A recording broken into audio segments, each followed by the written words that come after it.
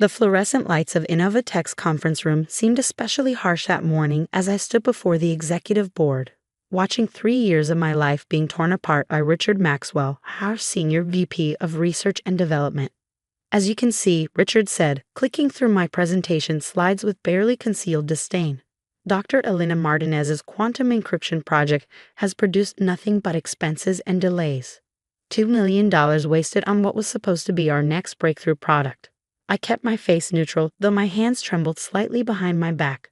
The 12 members of the executive board stared at me with a mix of disappointment and judgment. These were people I'd worked with for 5 years, who had once believed in my vision. Now they were buying into Richard's carefully crafted narrative of my failure. The original timeline promised a working prototype within 18 months, Richard continued, his voice drooping with false concern. Yet here we are, 3 years later, with nothing to show but complicated theories and failed tests. That wasn't true, and Richard knew it. The project had succeeded beyond our wildest expectations. He just didn't know exactly how successful it had been. I glanced at my watch, 9:45 a.m. The patent office opened at 10 o'clock a.m. Perfect timing. Dr. Martinez, CEO Margaret Chen spoke up, her expression stern. Do you have anything to say in your defense? I straightened my spine, remembering the moment 3 years ago when I first pitched this project. I had been so naive then, so trusting. I believed that innovation and hard work would always be rewarded, that corporate politics couldn't touch pure scientific achievement. I'd learned better since then. Actually, Mrs. Chen, I do have something to say. I opened my laptop, typing quickly. But first, I think we should wait for an important email that should be arriving any minute now. Richard's smirk faltered slightly. We don't have time for theatrics, Elena. This meeting is about your failure to deliver. 3 years ago, I cut in, my voice steady. When I first proposed this project, you called it, and I quote, a pipe dream better suited for science fiction than a serious tech company. Do you remember that, Richard? He shifted uncomfortably.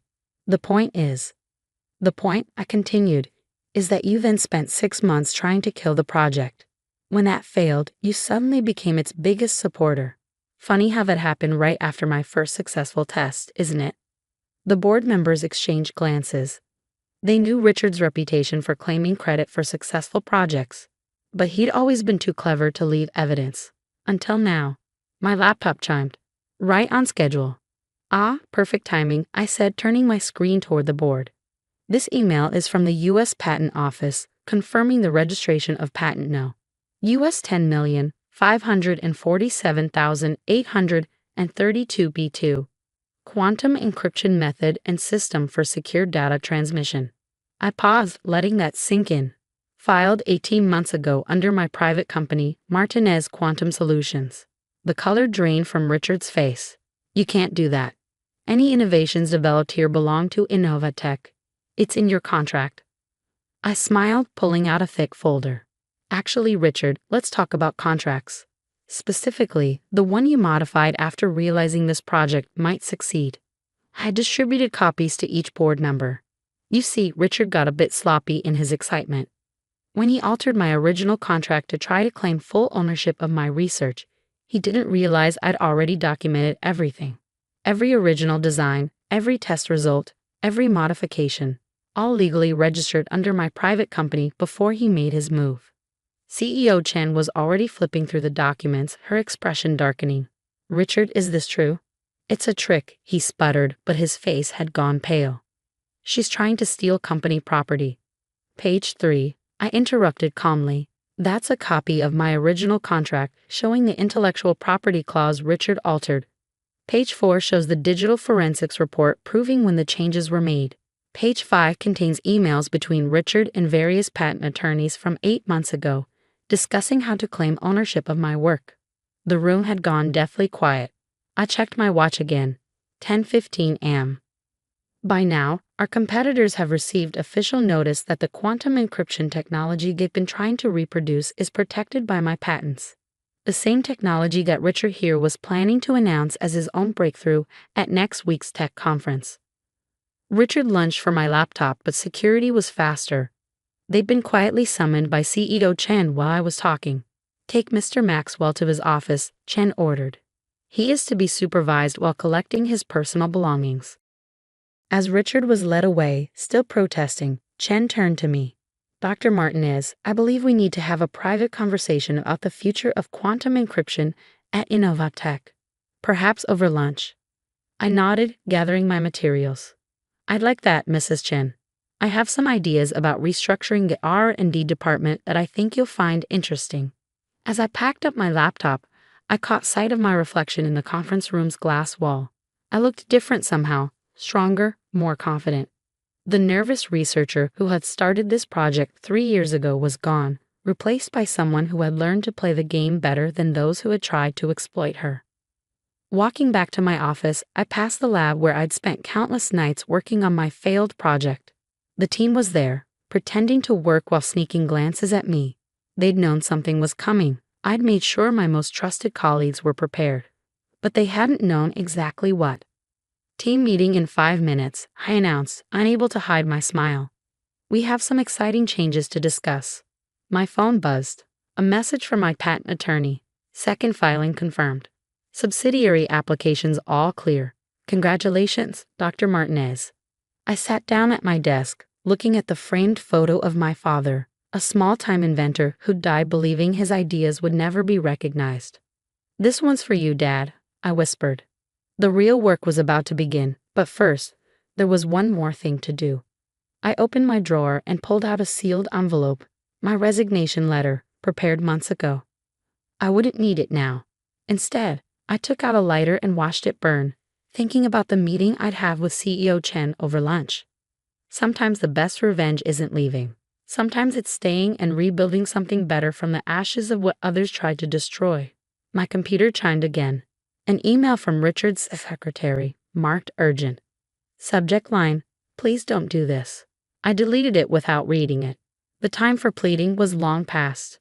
Now it was time for transformation, not just of Innovatech's R&D department, but of the entire industry. Because what Richard never understood was that my quantum encryption project wasn't just about securing data. It was about changing how we think about information itself. The next few weeks at Innovatech were a masterclass in corporate transformation. Lunch with CEO Chen had lasted 3 hours, during which I laid out my vision, not just for the quantum encryption technology, but for rebuilding the company's entire research division from the ground up. The problem isn't just Richard, I explained, spreading out detailed organizational charts. It's the culture he created. Innovation doesn't thrive in an environment of fear and credit stealing. Margaret Chen, usually known for her poker face, couldn't hide her interest as I outlined my proposals. By the time dessert arrived, I had been promoted to Executive Vice President of Innovation and Research, with a mandate to implement sweeping changes. But transformation isn't easy, especially when you're dismantling decades of toxic corporate culture. The morning after Richard's departure, I walked into my new office, his old one, and found his loyal supporters waiting for me. James Davidson, Richard's former deputy, acted as their spokesman. We just want to understand, he said, arms crossed, how someone who couldn't deliver a working prototype somehow ended up in charge. I smiled, remembering all the times these same people had undermined my work, parroting Richard's doubts. Walking to the wall safe, already recoded to my biometrics, I pulled out a slim black device about the size of a smartphone. Hearing this prototype, James, I set it on the desk. The one Richard told you didn't exist? His eyes widened. Everyone in tech knew what a quantum encryption module should look like. They'd been theorized for years. This was exactly it, but smaller, sleeker, and actually working. But the tests, the failures, were carefully documented fabrications, I explained. Richard was so busy trying to steal credit, he never realized the failed tests were a smokescreen. The real development happened in my private lab, funded by the patents I'd already secured. Why? Another researcher asked. Why go through all that? Because Richard taught me something valuable. In this industry, it's not enough to be brilliant. You have to be strategic. I turned on the prototype, letting them watch as it effortlessly encrypted and decrypted test data. Now you all have a choice. You can either join me in building something revolutionary or you can find new jobs. But first, you'll need to sign updated NDAs. I slid a stack of documents across the desk. One by one they signed. Not out of loyalty, not yet, but out of recognition that the power dynamics had shifted. That would do for now. Loyalty could be earned later. The real work began the following week. I assembled a new core team, promoting overlooked talents from within the company and recruiting fresh perspectives from outside. Sarah Chen, a brilliant cryptographer Richard had repeatedly passed over for promotion, became my technical director. Tom Nguyen, whose innovative proposals had been repeatedly shelved, took charge of application development. But my masterstroke came from an unexpected quarter. Dr. Martinez, my assistant, poked her head in one afternoon. "There's a Kelly Maxwell here to see you. She says it's important." I recognized the name immediately. Richard's daughter, a recent MIT graduate. I'd met her at company events, seen the way Richard dismissed her technical insights despite her obvious brilliance, sent her in. Kelly entered cautiously, clutching a laptop. "Dr. Martinez, I know this might seem strange, but I've been working on an application of your quantum encryption technology for medical data systems. I think you should see this." For the next hour, she walked me through her ideas. They were innovative, elegant, and exactly what the healthcare industry needed. When she finished, I had only one question. "When can you start?" Her eyes widened. "You're offering me a job, even after what my father—" "I judge people by their own merits, Kelly, something your father never learned to do." She joined the team the next day. Richard's reaction when he learned his daughter was now working for me was satisfying but ultimately irrelevant. We had bigger things to focus on. The next 6 months were a blur of activity. We rolled up a quantum encryption system to critical acclaim, securing contracts with major healthcare providers, financial institutions, and government agencies. The stock price soared. More importantly, the culture in R&D transformed. Gone were the days of cutthroat competition and stolen credit. I instituted a new policy. All patents would be shared between the company and the inventors, with generous royalty agreements. Innovation flourished. Ideas that had been hidden away for fear of theft now came to light. 1 year after that fateful board meeting, I stood on stage at the Global Tech Summit, the same conference where Richard had planned to steal credit for my work. But instead of presenting just one innovation, I was showcasing an entire portfolio of breakthroughs from my transformed department. The future of technology, I told the packed auditorium, isn't about individual genius. It's about creating environments where innovation can thrive, where brilliant minds can collaborate without fear. In the front row, I saw Margaret Chen nodding in approval. Our market cap had tripled under the new approach. More importantly, Innovatech had become known as the place where serious innovators wanted to work.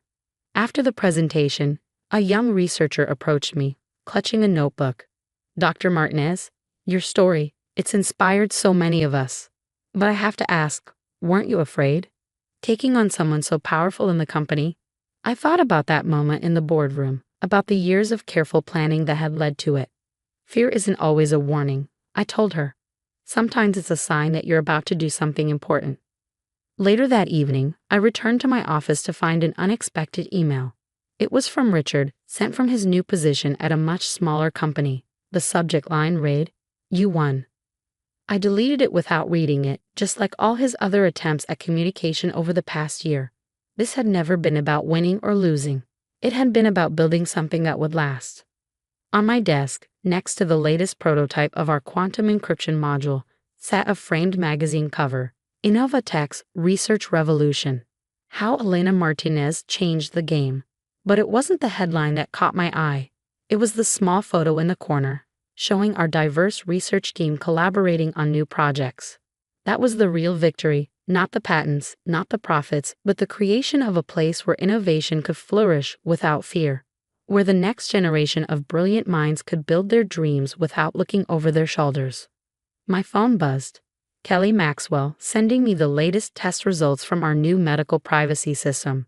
Another breakthrough, her message read. "Dad always said quantum encryption in healthcare was impossible. Guess he was wrong about that too." I smiled, remembering Richard's dismissive remarks about pipe dreams and science fiction. Sometimes the best revenge isn't about destroying your enemies. It's about building something so magnificent that their attempts to stop you become nothing more than footnotes in your success story. The quantum encryption project had started as my defense against corporate theft. It had evolved into something far more important, a catalyst for change in an industry desperate for transformation.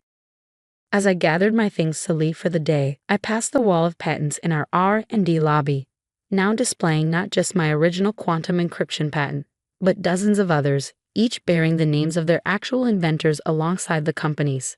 A group of interns was studying them, pointing excitedly at the technical diagrams. "Dr. Martinez," one called out, "we were just reading about your first patent. How did you know it would work? That you could really change things?" I paused, thinking about that nervous researcher from 3 years ago, working late into the night, documenting everything, preparing for a battle she wasn't even sure she could win. "I didn't know," I admitted. "I just knew I had to try." Sometimes that's enough, knowing that the attempt itself matters, that standing up for what's right is important, even if you're not sure of the outcome. They nodded, turning back to their discussion of quantum mechanics and encryption protocols. I continued to my car, smiling as I heard their excited chatter fade behind me. The future of innovation was in good hands. That night, as I reviewed proposals for our next generation of security systems, I thought about how far we'd come. Richard had tried to steal a piece of technology, never understanding that the real value wasn't in the patent itself. It was in the mind that created it, in the environment that nurtured it, in the team that helped it grow. He had taught me an invaluable lesson. True innovation isn't just about protecting your ideas. It's about creating spaces where new ideas can flourish, where brilliance isn't threatened but celebrated, where the next generation can build on your work without fear. That was the real quantum leap, not in encryption, but in how we think about innovation itself. And that was a patent that could never be stolen.